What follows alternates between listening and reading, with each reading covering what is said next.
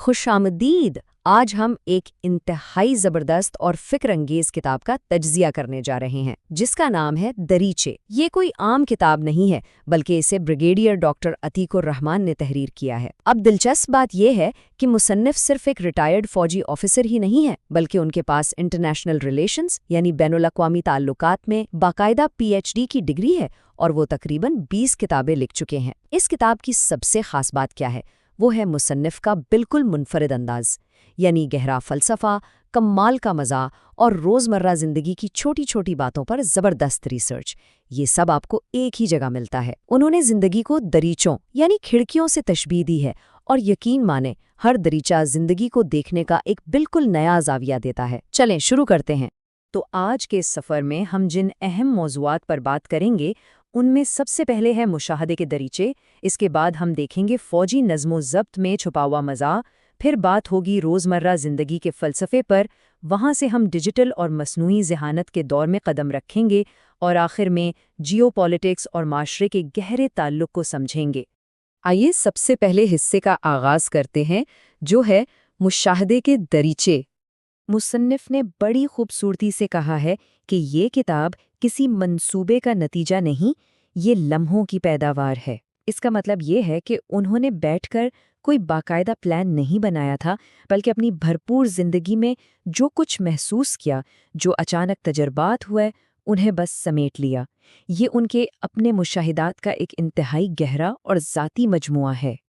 और इनका अंदाज़े बयां इतना कमाल है कि वो पाकिस्तान मिलिट्री अकेडमी काकोल के डाइनिंग हॉल में छुरी कांटे की तरतीब जैसी आम सी बात को सीधा मसनूई जहानत और जियोपॉलिटिक्स जैसे बड़े आलमी मसाइल के साथ जोड़ देते हैं। बज़ाहिर तो ये बिल्कुल बेतरतीब सी चीज़ें लगती हैं, है ना? लेकिन जब वो उनका तज्ज़िया करते हैं तो ज़िंदगी और मुआशरे की एक ऐसी जामे फ़िलॉसफ़ी सामने आती है जो वाकई हैरान कर देती है। अब बढ़ते हैं दूसरे हिस्से की तरफ, यानी फ़ौजी नज़्म-ओ-ज़ब्त में मज़ाह। यहाँ फ़ौजी कल्चर का एक बहुत ही शानदार मुशाहिदा पेश किया गया है। एक तरफ तो जूनियर कैडेट्स होते हैं, जिन्हें JCs कहा जाता है। ये वो लोग हैं जो सख्त ट्रेनिंग से गुजरकर पुरएतमाद हो चुके हैं और सारे असूलों को घोलकर पी चुके हैं। और दूसरी तरफ होते हैं डायरेक्ट एंट्री वाले नए कैडेट्स, जिन्हें वहाँ प्यार से लल्ले कहा जाता है। ये बेचारे सीधे एकेडमी में आ गिरते हैं और इस सख्त माहौल से बिल्कुल ही बेखबर होते हैं। तो इन दोनों के दरमियान जो खींचतान और रिश्ता बनता है, वो सख्ती और मजाक का एक कमाल का इंतजाज है। और हाँ, PMA काकोल की तो अपनी ही एक अलग ही दुनिया और अलग जुबान है। कैडेट्स को वहाँ सबसे पहली इस्तिलाह जो सुनने को मिलती है वो होती है यू ब्लडी फूल। उसके बाद SIQ यानी सिक ऑन क्वार्टर, जो कि बुखार का बहाना लगाकर थोड़ा आराम करने का एक तरीका है, मगर इसके लिए बाकायदा 102 डिग्री का बुखार साबित भी करना पड़ता है। साथ ही फ्रंट रोल और टी ब्रेक जैसी दिलचस्प इस्तिलाहात। यकीन करें, ये वो अल्फाज हैं जो एक बार किसी फौजी की जुबान पर चढ़ जाएं तो फिर सारी जिंदगी नहीं उतरते। ज़रा उस मंजर का तसव्वुर करें। एक तरफ गुस्से से भरा हुआ प्लेटून कमांडर कड़ी नज़रों से घूर रहा है, और दूसरी तरफ एक नया कैडेट छुरी और कांटे के साथ मटन की बोटी से बाकायदा जंग लड़ रहा है, जो किसी सूरत उसके काबू में नहीं आ रही। सुनने में तो ये एक बहुत मज़ाहिया सा वाक़या लगता है, लेकिन दरअसल ये बताता है कि फ़ौज अपने लोगों के रोज़मर्रा के छोटे छोटे कामों में भी किस तरह लोहे जैसा नज़्म-ओ-ज़ब्त पैदा करती है। अब यहाँ एक बड़ा अहम सवाल पैदा होता है। ज़ाहिरी और जिस्मानी नज़्म-ओ-ज़ब्त तो हमने सीख लिया, लेकिन ये सख्त ट्रेनिंग आज की इस अफरा तफरी और बग़ैर सरहदों वाली जदीद दुनिया में कैसे काम आती है, जहाँ टेक्नोलॉजी ने दुनिया सिकेड़ दी है और आलमी मसाइल इतने पेचीदा हो गए हैं। वहाँ इन रिवायती उसूलों की अहमियत क्या रह जाती है? इसी सोच के साथ हम तीसरे हिस्से में दाखिल होते हैं, जिसका उन्वान है रोज़मर्रा ज़िंदगी में फ़लसफ़ा। मुसन्निफ ने यहाँ एक बहुत ही हैरानकुन और सोचने पर मजबूर कर देने वाला मवाजना किया है। एक तरफ स्विट्ज़रलैंड के इंतहाई खूबसूरत और अमीर तरीन शहर जनीवा में एक नौजवान सफाई करने वाला है, जिसके पास हर तरह की मादी सहूलत मौजूद है, फिर भी वो ज़िंदगी से शदीद मायूस है। और बिल्कुल दूसरी तरफ चोलिस्तान के तपते हुए सहरा में 50 डिग्री की क़यामत ख़ेज़ गर्मी में एक चरवाहा है जो मस्ती में बांसुरी बजा रहा है, और उसके चेहरे पर कमाल का सुकून है। इस सारे मवाज़ने का निचोड़ इस एक बेहतरीन जुमले में कैद है कि खुशी अंदर से फूटती है। यानी खुशी का ताल्लुक़ आपके जोग्राफिये, आपके हालात या आपके बैंक बैलेंस से बिल्कुल नहीं है। ये एक मुकम्मल नफ्सियाती कैफियत है। اگر اندر شکر گزاری اور قناعت ہے تو انسان تپتے صحرا میں بھی پرسکون ہے، اور اگر اندر کا سکون غائب ہے تو دنیا کا مہنگا ترین شہر بھی آپ کی اداسی دور نہیں کر سکتا۔ کتاب میں ایک اور بہت ہی شاندار اور گہرا تصور پیش کیا گیا ہے جسے راشومون ایفیکٹ کہتے ہیں۔ ہوتا یہ ہے کہ ہم سب نے اپنے اپنے تعصبات کی اینکیں پہن رکھی ہیں۔ یہی وجہ ہے کہ جب ایک ہی واقعہ مختلف لوگ بیان کرتے ہیں تو وہ بالکل الگ الگ کہانیاں سنا رہے ہوتے ہیں۔ اگر ہم معاشرے کے مسائل حل کرنا چاہتے ہیں اور سچائی تک پہنچنا چاہتے ہیں تو یہ بہت ضروری ہے کہ ہم اس تعصب کی اینک کو اتاریں اور چیزوں کو بالکل غیر جانبدار ہو کر دیکھیں۔ مصنف نے معاشرے کو سمجھنے کے لیے اسے 4 بڑے گروہوں میں تقسیم کیا ہے۔ پہلا ہے الفا، یعنی حکمران طبقہ جو قانون بناتا ہے اور طاقت کے مزے لوٹتا ہے۔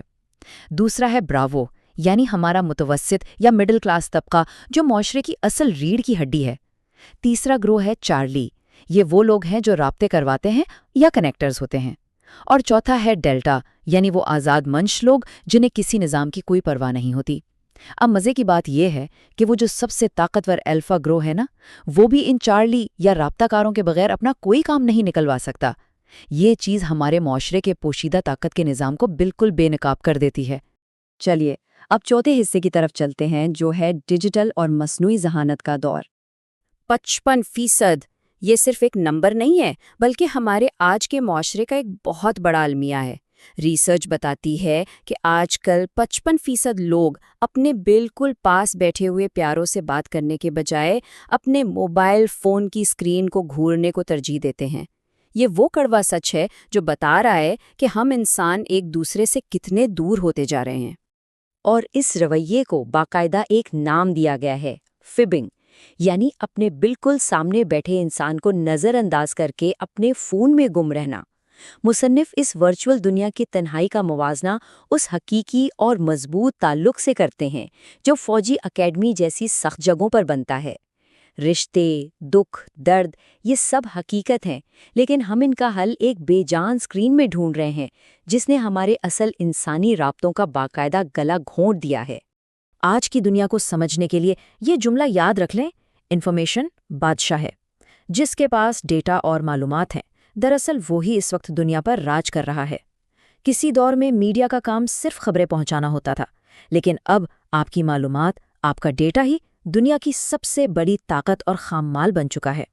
ہماری ہر پسند، ہر ناپسند کا ڈیٹا اکٹھا کر کے باقاعدہ ہمارے ذہنوں پر حکمرانی کی جا رہی ہے۔ اب مصنوعی ذہانت یا AI کو ہی دیکھ لیں۔ انسانی تاریخ کی یہ پہلی ایجاد ہے جو کسی سرحد کی محتاج نہیں۔ اصولی طور پر تو اسے پوری انسانیت کو جوڑنے کا کام کرنا چاہیے تھا، لیکن تاریخ گواہ ہے کہ ہر ٹیکنالوجی کے 2 رخ ہوتے ہیں۔ مصنف یہاں ایک بہت سنجیدہ وارننگ دیتے ہیں کہ یہ جدید ٹیکنالوجی بدقسمتی سے لوگوں کو قریب لانے کے بجائے ان پر کڑی نگرانی رکھنے اور معاشروں کو مزید بانٹنے کا ایک خطرناک ہتھیار بنتی جا رہی ہے۔ اب ہم پہنچتے ہیں اپنے 5ویں اور آخری حصے پر، جیو پالیٹکس اور معاشرہ۔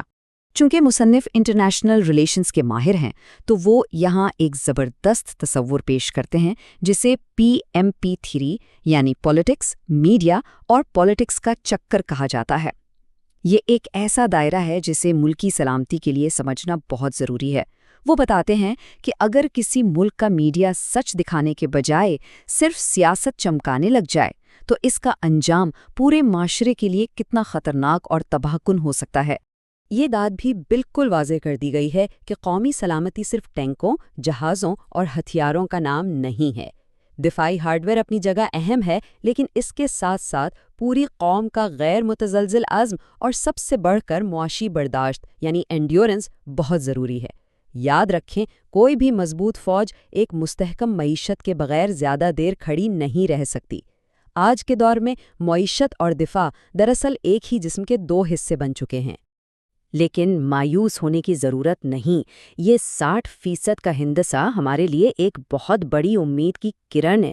یہ نمائندگی کرتا ہے ہماری اس بڑی آبادی کی جو نوجوانوں پر مشتمل ہے۔ مصنف کا ماننا ہے کہ اگر ہم اس نوجوان نسل کے ہاتھ میں صحیح ڈیجیٹل ٹولز دے دیں، انہیں جدید ٹیکنالوجی سکھا دیں، تو یقین مانیں یہ ہمارے ملک کی دفاع اور معاشی ترقی کی سب سے زبردست حکمت عملی ثابت ہو سکتی ہے۔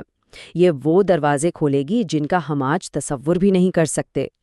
بریگیڈیئر ڈاکٹر عتیق الرحمان کی اس کتاب نے واقعی ہمیں سوچنے پر مجبور کر دیا ہے۔ اس نے ہمیں زندگی کو بالکل نئے زاویوں سے دیکھنے کا شعور دیا ہے۔